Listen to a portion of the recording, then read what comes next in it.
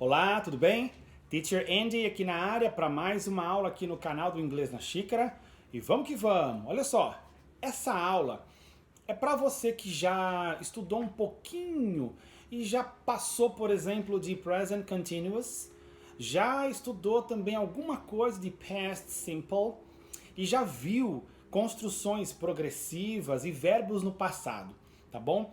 Porque nós vamos falar sobre dois momentos, vamos dizer assim, do inglês que usam o final ing e usam o final ed e não são verbos, tá bom?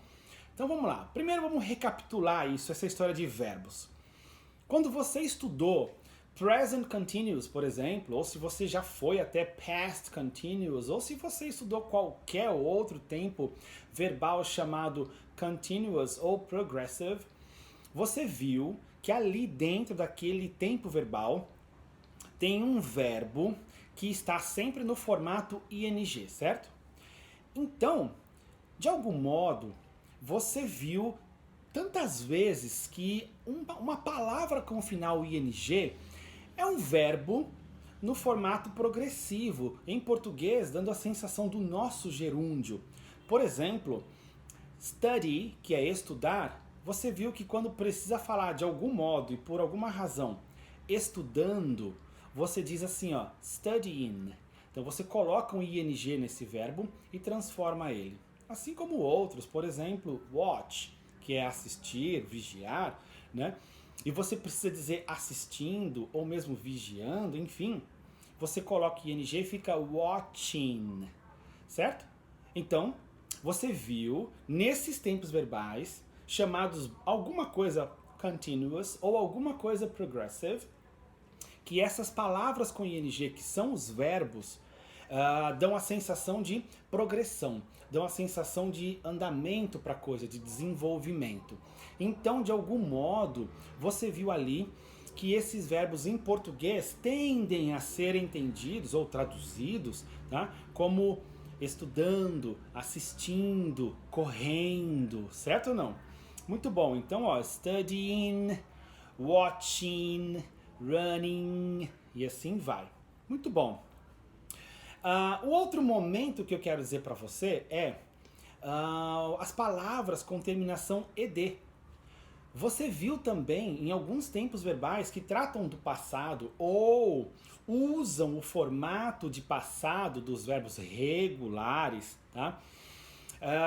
Você viu o final ed sendo algo característico dessas construções. Então, past simple tem isso nas suas frases afirmativas, né? O present perfect tem isso em todas as suas construções. Que mais? Past perfect também tem tudo isso em todas as construções, porque tem o verbo have ou had como auxiliares, então o formato de passado particípio dos verbos, que para os verbos regulares é exatamente o mesmo que o passado simples, ou seja, estamos em momentos diferentes do verbo, mas todos eles terminam com ed quando ele é regular. Então, de algum modo, dentro desses tempos de passado, você viu alguns verbos, os regulares, tendo a sua terminação ed como característica. Muito bom.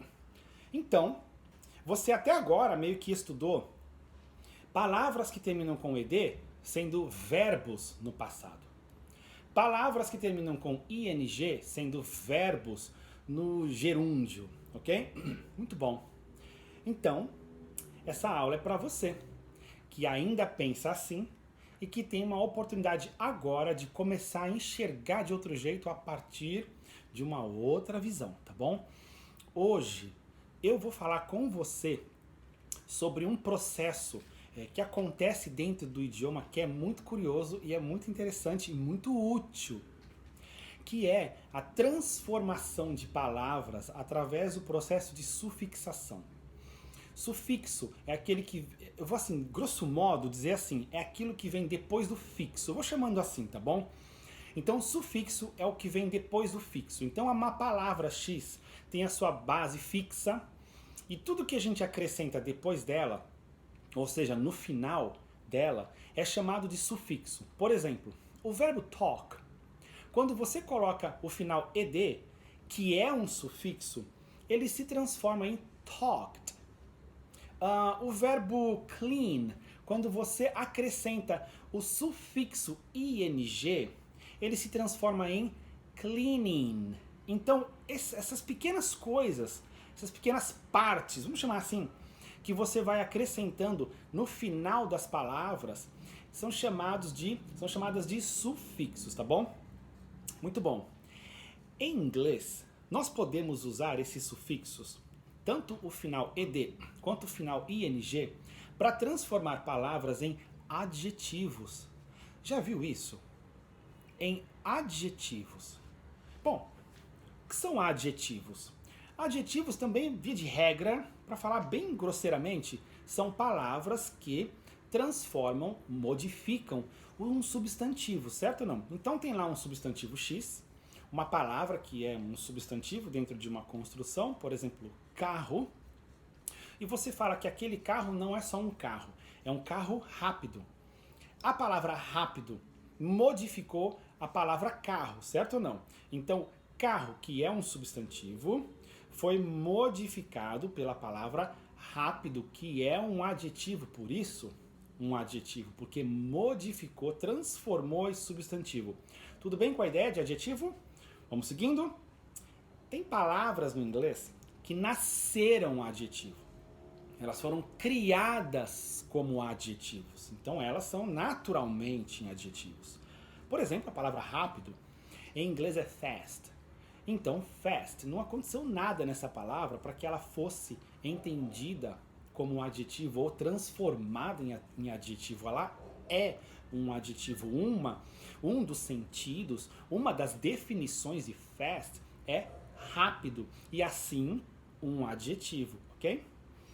Que mais? A palavra big também nasceu adjetivo. A palavra big não precisou sofrer nenhuma mudança, nenhuma reorganização, não precisou sofrer nada para ser entendida como adjetivo. Big significa grande nas suas traduções mais comuns para o português, ok? Então, essas palavras estão lá, guardadinhas. Mas tem umas que, para se transformarem ou serem entendidas como adjetivos, precisam de um recurso. Um desses recursos é o processo de sufixação. Então, a gente vai entender isso agora. Vamos lá? Pega papel, pega caneta ou lápis e vamos começar a aula. Bom, uma palavra, quando modificada por um sufixo, ela costuma mudar a sua classe. Ela costuma mudar. Praia Grande, gente, tá quente, tá calor aqui, tô suando, tá bom? Vamos continuar. Ela costuma mudar a classe dela, o tipo de palavra. Então, o processo de sufixação normalmente acontece para transformar, por exemplo, um substantivo em um adjetivo em advérbio, um verbo em substantivo e assim vai. E olha só que legal, gente, o processo de sufixação ele é cumulativo, tá bom? Há palavras que você vê 2 ou 3 processos de sufixação acumulados, vamos dizer assim, e cada um desses processos representa uma mudança, dando para a nova palavra uma nova característica, tá bom? Beauty. Beauty, que significa beleza. Aí nós colocamos o sufixo full, e fica beautiful. Porque full significa cheio, grosso modo, tá? Cheio, então cheio de beleza. Beautiful, que significa bonito. Então a palavra beauty, beleza, que é substantivo, se transformou em beautiful e se transformou em bonito, que é um adjetivo. Aí, mais um processo aconteceu acumulado a esse e acrescentamos o final ly e ficou assim, ó, beautifully. E assim, esse adjetivo beautiful foi transformado em advérbio, maravilhosamente, tá? Então, o substantivo beauty, beleza, foi transformado em adjetivo beautiful, bonito, e esse foi transformado em advérbio beautifully, maravilhosamente, tá bom? Então, olha a importância de saber processos de sufixação. fica a dica para você aí, hashtag aí, ó, fica a dica, sufixação, vá aprender sobre sufixos, ok? Hoje estamos aqui especialmente para falar de dois, e especialmente para falar desses dois, quando eles transformam uma palavra em adjetivos, ok? Então vamos falar sobre o sufixo ed e sobre o sufixo ing, ok? Então vamos lá. Bom, você transforma uma palavra em um adjetivo com o sufixo ing. Então agora eu não vou falar sobre a origem dela, tá bom? Eu vou falar só sobre a palavra transformada só. Então você precisa agora ter em mente que as palavras que você vai ouvir agora não são verbos no formato progressivo, no nosso gerúndio. Não, não, não. São palavras normais, são adjetivos, e a única coisa que elas têm em comum com os verbos contínuos é o final ing, tá bom? Vamos lá. Então, você fala que algo, por exemplo, é interessante. Quando algo é interessante, é porque aquele algo causou interesse, gerou interesse, ok? Então, algo que gera, algo que causa aquela sensação, pode ser descrita, vamos dizer assim, com um adjetivo com final ing, ok? Nesse caso, interesting. Então você está lendo um livro que é interessante, então é porque aquele livro causa interesse, ele gera interesse em você, então é um livro interessante, it's an interesting book, ok? Que mais?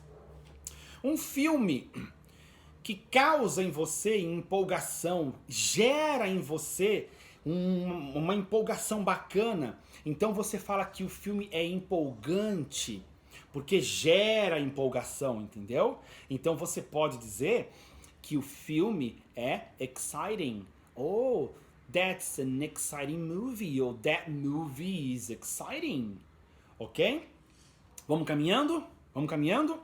Algo que é chato, uma conversa chata, sabe? Uma conversa bem tediosa mesmo, uma conversa chata, que causa, que gera tédio, sabe? Que gera essa sensação de, nossa, que chatice, gente.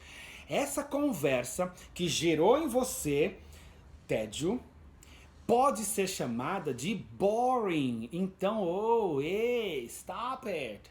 It's boring. That conversation is a lot too boring. Stop it. It's boring. Ok? E assim, a gente tem uma série de exemplos que podem seguir essa regra. Então, a regra que você precisa entender, na verdade não é nem regra, é o entendimento que você precisa ter, é que o que gera em você a sensação, aquilo que causa a sensação, é descrito com um adjetivo com final ing. E essa coisa pode ser tanto um objeto, uma coisa, enfim, pode ser uma pessoa, pode ser um lugar, não importa. Essa fonte da sensação é aquilo que causa a sensação em você, então essa coisa vai ser descrita com um adjetivo com final ing, ok? Tudo bem? Tá fácil aí não? Então você tem lá um lugar que é legal, é exciting. Tá? Uma atividade física que é cansativa é exhausting. Que mais? Uma novidade que é alarmante, é alarming. Não é? Que mais? Uma aula que é confusa é confusing. Espero que a minha aula não esteja sendo confusing para você e que ela não esteja gerando confusão em você, para que você não se sinta confused com a minha aula. Opa! Pera, mudamos agora aí. A aula é confusing. E você, quando se sente assim, você se sente confused. Opa, chegamos na segunda parte da aula, quando o adjetivo tem final ed, é aquele momento em que esse adjetivo, essa sensação, essa qualidade, vamos dizer assim, tá? É aquilo que você sente. Então, como você se sente diante daquilo? Isso é descrito com um adjetivo com final ed.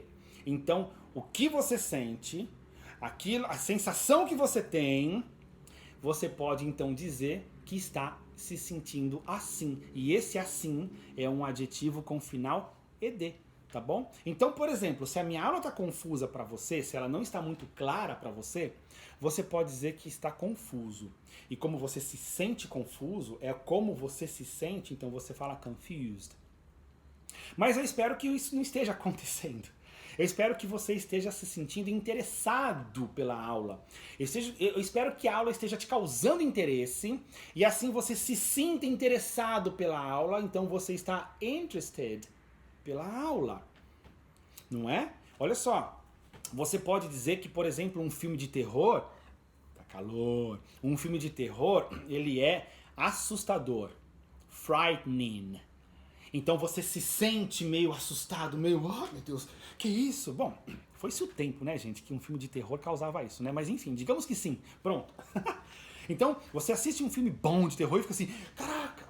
Então você se sente frightened, ok? E assim você vai indo, trabalhando com essa experiência em que aquilo que causa e como você se sente, tá? Então, como você se sente...